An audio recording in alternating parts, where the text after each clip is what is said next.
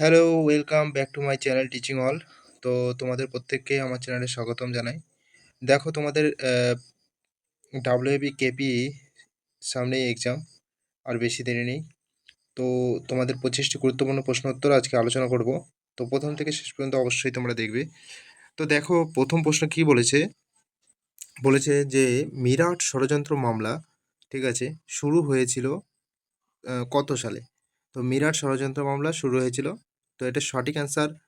তোমরা দেখো কতগুলো অ্যান্সার সঠিক দিতে পারো। তো এটা সঠিক অ্যান্সার কী হয়ে যাবে? অপশান এ, তোমার 1929 সাল। ওকে, তারপর নেক্সট দেখো, দেখো 2 নম্বর প্রশ্ন কি বলেছে, ক্যাথোড রশ্মি প্রথম কে আবিষ্কার করেন? তো ক্যাথোড রশ্মি প্রথম কে আবিষ্কার করেন? তো এটা সঠিক অ্যান্সার কী হয়ে যাবে?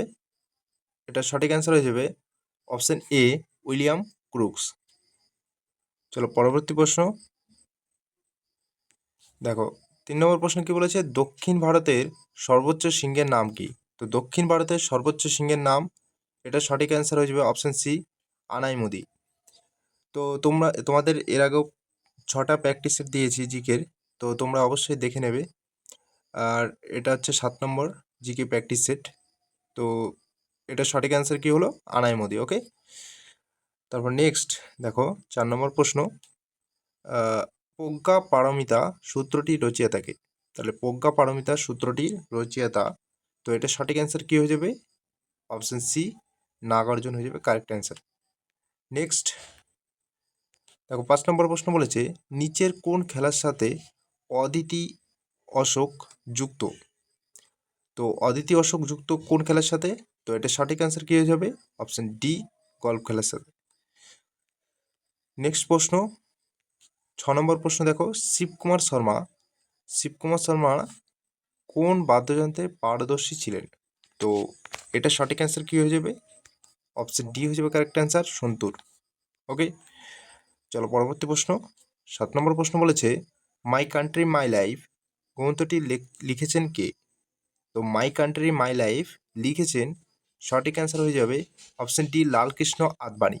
ওকে, পরবর্তী প্রশ্ন 8 নম্বর প্রশ্ন দেখো, স্মরণ একটি কি রাশি? তো স্মরণ একটি, সঠিক অ্যান্সার কী হয়ে যাবে? অপশান ডি হয়ে যাবে কারেক্ট অ্যান্সার, ভেক্টর রাশি, কারণ স্মরণের মান ও অভিমুখ দুইই আছে। ওকে, নেক্সট প্রশ্ন 9 নম্বর প্রশ্ন দেখো, কম্পিউটারের তথ্য একাংশ মানে এক জায়গা থেকে আরেক অংশে যায় কার মাধ্যমে? ঠিক আছে, তো এটির সঠিক অ্যান্সার হয়ে যাবে অপশান বি, বাস। ওকে, নেক্সট দেখো 10 নম্বর প্রশ্ন বলেছে যে কোন প্রধানমন্ত্রীর কার্যকালে দলত্যাগ বিরোধী বিলটি পাস হয়েছিল? তো এটা সঠিক অ্যান্সার কী হয়ে যাবে? Option A, Rajiv Gandhi. Okay, Rajiv Gandhi হয়ে যাবে কারেক্ট অ্যান্সার। তো দেখো এখানে ডিসকাস করে দেখিয়েছি যে 1985 সালে প্রধানমন্ত্রী রাজীব গান্ধীর আমলে দলত্যাগ বিরোধী আইন, দলত্যাগ বিরোধী বিল পাস হয়। তাহলে কি বললাম? 1985 সালে প্রধানমন্ত্রী রাজীব গান্ধীর আমলে দলত্যাগ বিরোধী আইন পাস হয়। তো এই দলত্যাগ বিরোধী আইনটি কততম সংবিধান সংশোধনের মাধ্যমে কার্যকর হয়েছিল? না, এটা মনে রাখবে, ভারতের সংবিধানের 52তম সংশোধনীর মাধ্যমে এই আইনটি কার্যকর করা হয়। ওকে, নেক্সট প্রশ্ন দেখো 11 নম্বর প্রশ্ন বলেছে যে কতগুলি ক্ষেত্রে নোবেল পুরস্কার দেওয়া হয়? তো এটা সঠিক অ্যান্সার হয়ে যাবে অপশান বি, 6টি। ঠিক আছে, 6টি ক্ষেত্রে নোবেল পুরস্কার দেওয়া হয়। তো তো জেনে নাও কোন কোন ক্ষেত্রে দেওয়া হয়। না, পদার্থবিদ্যা, রসায়ন, শারীরবিদ্যা বা চিকিৎসা, সাহিত্য, শান্তি এবং অর্থনীতিতে। ওকে, তো এই 6টি বিষয়ে দেওয়া হয়। তারপর দেখো 12 নম্বর প্রশ্ন দেখো, যে ভারতীয় সংবিধান কার্যকরী হয়েছিল কত খ্রিস্টাব্দে? তো সঠিক অ্যান্সার কী হয়ে যাবে? অপশান সি হয়ে যাবে কারেক্ট অ্যান্সার, 26 জানুয়ারি 1950। আর 26 নভেম্বর 1949 সেটা কী হয়ে যাবে? সংবিধান গৃহীত হয়েছিল। ওকে, দেখো নেক্সট প্রশ্ন 13 নম্বর প্রশ্ন বলেছে যে সিন্ধু সভ্যতা যুগের মানুষের প্রধান জীবিকা কী ছিল? তো এটা সঠিক অ্যান্সার হয়ে যাবে অপশন এ কৃষিকাজ। ওকে, নেক্সট প্রশ্ন 14 নম্বর প্রশ্ন দেখো, রাজ্যপাল নির্বাচিত হওয়ার জন্য ন্যূনতম বয়স কত লাগে? তো এটার সঠিক অ্যান্সার কী হয়ে যাবে যে রাজ্যপাল হতে হলে ন্যূনতম বয়স কত লাগবে? না, এটা সঠিক অ্যান্সার হয়ে যাবে অপশন সি 35 বছর। ওকে, নেক্সট প্রশ্ন দেখো, ভারতবর্ষে বৃষ্টিবহুল রাজ্য কোনটি? তো এটা সঠিক অ্যান্সার কী হয়ে যাবে? অপশন বি হয়ে যাবে কারেক্ট অ্যান্সার মেঘালয়ের মৌসিনরাম। ওকে, নেক্সট প্রশ্ন দেখো 16 নম্বর প্রশ্ন, ভারতীয় আইনসভার উচ্চকক্ষের নাম জানতে চাইছে উচ্চকক্ষের নাম। তো ভারতীয় আইনসভার উচ্চকক্ষের নাম আমরা জানি সবাই, কী হয়ে যাবে সঠিক অ্যান্সার? রাজ্যসভা। ওকে, আর যদি বলে ভারতীয় আইনসভার নিম্নকক্ষে তখন হয়ে যাবে লোকসভা। ওকে, নেক্সট দেখো 17 নম্বর প্রশ্ন বলেছে পৃথিবীর দীর্ঘতম নদী কোনটি? তো পৃথিবীর দীর্ঘতম নদী কোনটি? সঠিক অ্যান্সার কী হয়ে যাবে? অপশন এ নীলনদ। আর যদি বলে পৃথিবীর বৃহত্তম নদী তখন হয়ে যাবে অ্যামাজন। ওকে, নেক্সট প্রশ্ন দেখো, মাকড়সার রেচনাঙ্গের নাম কি? মাকড়সার রেচনাঙ্গের নাম কি? তো এটা সঠিক অ্যান্সার কী হয়ে যাবে? কক্সাল গ্রন্থি। ওকে, আর আর এটা নেফ্রিডিয়াকার রেচনাঙ্গ কেচোর, ঠিক আছে। আর শিখাকোষ চ্যাপ্টাকিমি, তাই তো। আর হচ্ছে কি সবুজ গ্রন্থিটা কি? না, চিংড়ির। ওকে, চিংড়ির হয়ে যাবে সবুজ গ্রন্থি।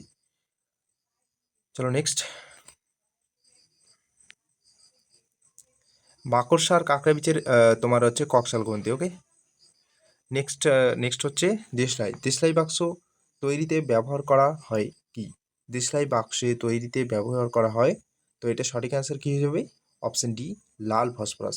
ওকে, নেক্সট প্রশ্ন দেখো 20 নম্বর প্রশ্ন, জিরো আওয়ার বলতে কোন সময়কে বোঝায়? তো জিরো আওয়ার বলতে আমরা জানি সঠিক অ্যান্সার কী হয়ে যাবে?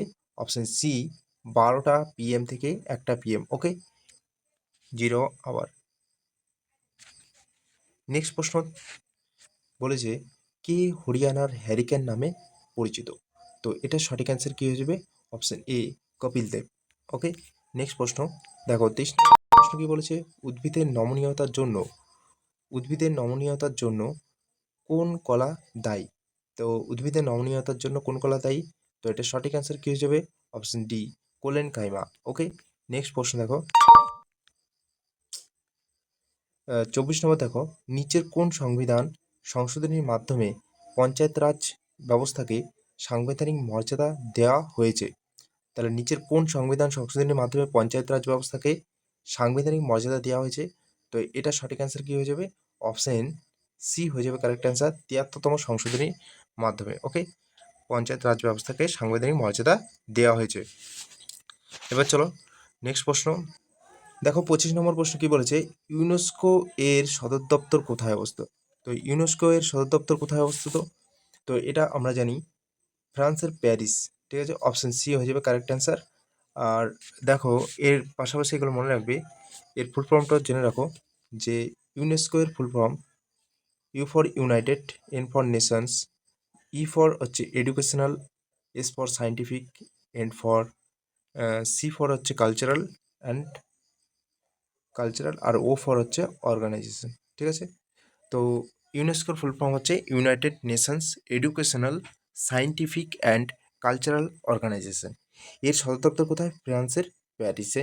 ইউনেস্কো প্রতিষ্ঠিত হয়েছিল কত সালে? 16ই নভেম্বর, ঠিক আছে, 1945 সালে। ওকে, তো এই ছিল তোমাদের 25টি গুরুত্বপূর্ণ প্রশ্ন উত্তর। তো কেমন লাগলো ভিডিওটা? ভালো লাগলে অবশ্যই লাইক করে দেবে, আর চ্যানেলে নতুন হয়ে থাকলে অবশ্যই সাবস্ক্রাইব করে পাশে থাকা বেল আইকনে অল করে দিও। Thanks for watching everyone. তো দেখা হচ্ছে নেক্সট ভিডিও।